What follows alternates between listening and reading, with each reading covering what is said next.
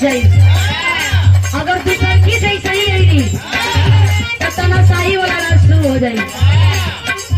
और जब तानाशाही वाला राज शुरू हो जाई तो कहिया कि हाँ उनकर मर्द हमारा मर्दा से बेसी कमाला का, उनका के फुल छीट बेसी मिलल बा, हम काहे कम रही। हमका नौकरानी बन के आइल बनी। कहा तारी अपने सैया से कि कहो चार हमारे ऊपर तारी को ध्यान बा तो चार बहु जाई के रोज रोज नया नया गहना रोज रोज बिछिया बनता, हमके एक जोड़ा पायलो लिया के दिलो बा। का कहा तारी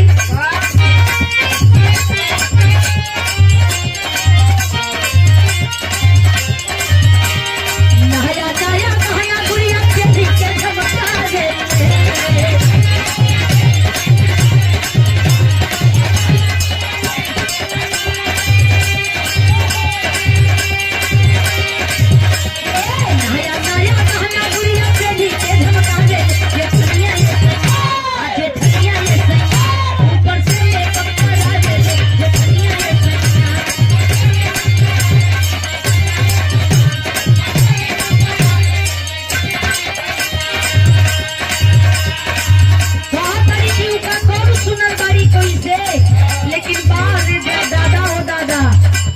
ब्यूटी पार्लर पर पार्लर और रोज इनकर मसाज फेशियल होत बा, रोज रोज नया नया ब्रांड के इनकरा के फेस वॉश आवत बा, नीमन नीमन गहना किनत बा, बढ़िया बढ़िया साड़ी किनत बा। हमरा के मेरी तोहार फुलौना लग गई बा।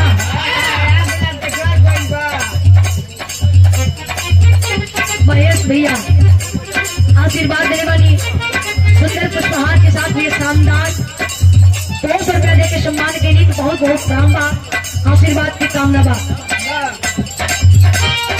बहुत तरीका नया नया गहना गुड़िया के दिखे झमका दे।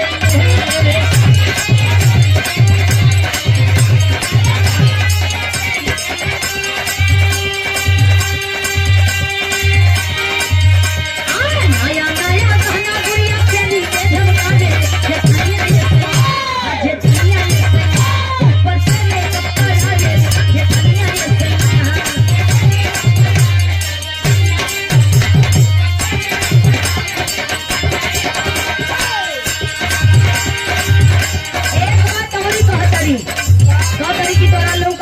घर में का होता हमार बात सुना का घर में देखो सबके में हरिया रहे लिहाई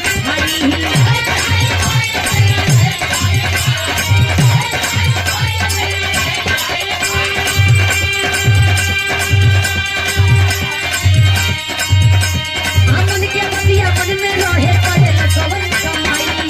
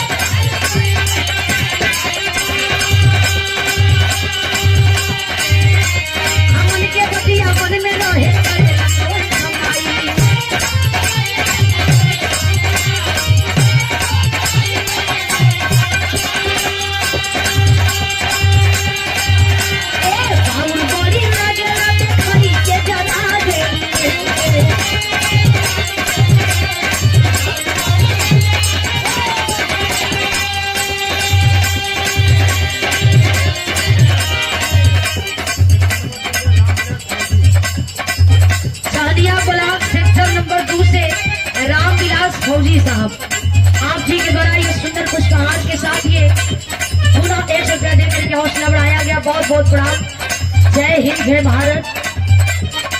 बहुत तरीका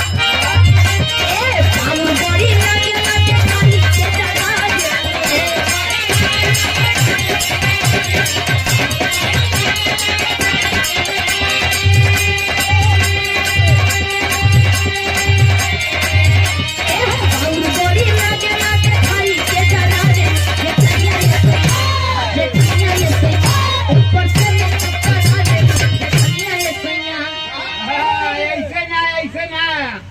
तब कैसे? हाँ, तनी भाव में वीडियो कॉल में। अच्छा बुलेट में। अच्छा हाँ तू फेरा कर दे बुकी। हमारे बड़के भैया बड़ी सम्मानित धरती से, खखरा मता के धरती से रोकला। सोचे करा के हिला के जी जी जी जी।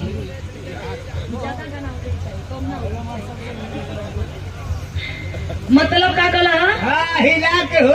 हिला के। हाँ, हिला लेकिन गिरा मत का मैं कहा हो कि गिरी ना काहे तू रोज रोज कहीं बतिया कहे। अरे गिरी तो बहे लगी भैया। का बहे लगी? अरे खून बहे लगी हो चनवर का पार पर। अच्छा पहले तो गिरी ना आ गिर जाई तो तुहार चनवर का पार बा। ई थोड़े देखता हम देखता नहीं, आदमी देखता रह। ई थोड़े देखता कि चनवर का पार पर हम गिरता नहीं। वही से ना पहले ही कह देते नहीं भैया करते रही गिरे ना। अरे भैया हड़का में पर्व में एक दिवस फूट गई है। हाँ तो खाली कूलर का तू तेज हो जाई ना तो पता चली कि पलटी से वो पलटी चल गई।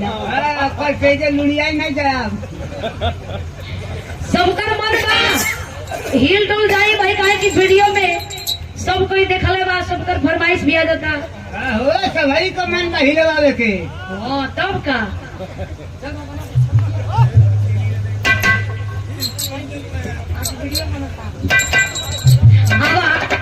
भाई कई बड़ी हो जाता है कि कलाकार हम नहीं तो हर कला में अपन कलाकारी दिखावे की चाहिए।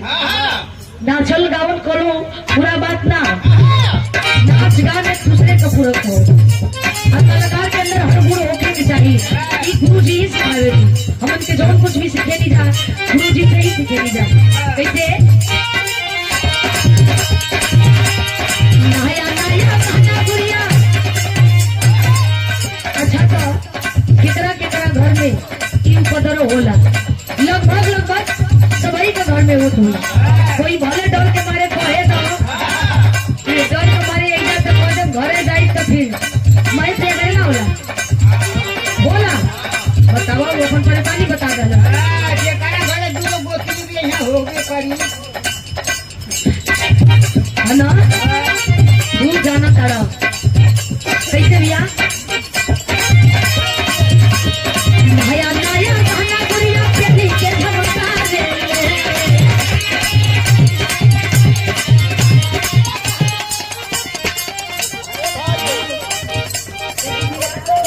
हेलो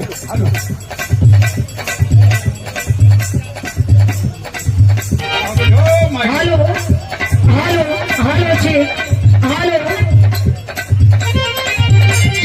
सुंदर है भैया। और ये बिहार के सुंदर कलाकार और सुंदर लेखक भी हैं। सम्मानित सभ्य गुरु जी मुन्नर कवि जी आशीर्वाद दिली सुंदर पुष्पहार और ये 200 रुपया दे करके हौसला बढ़ावल गई घोरावल की धरती से, जहाँ आपके नेतृत्व में हम कार्यक्रम भी कई कार्यक्रम भी गौले बानी। बहुत तरीका लाभ पार पूरा हो गई लो अब मत गई वाह। लड़का रो यहाँ तब तक दूध नहीं भेटाई। अच्छा बड़ी पिया के बोले ला कबो कबो कैसे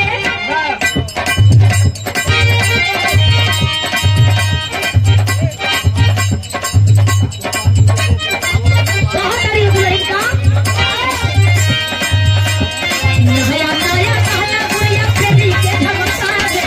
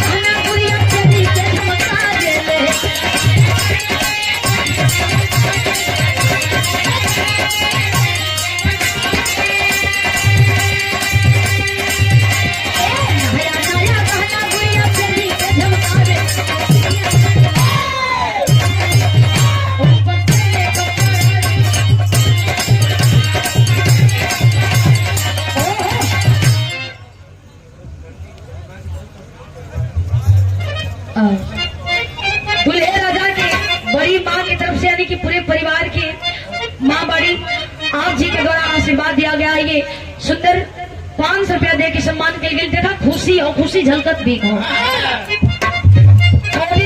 मदारी की खुशी ना हुई आज के दिन हर मदारी की खुशी हुई जो मदारी के बिटवा के आज लोग तिलक चढ़े हैं।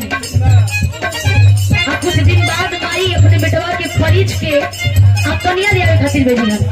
कैसे कहता नहीं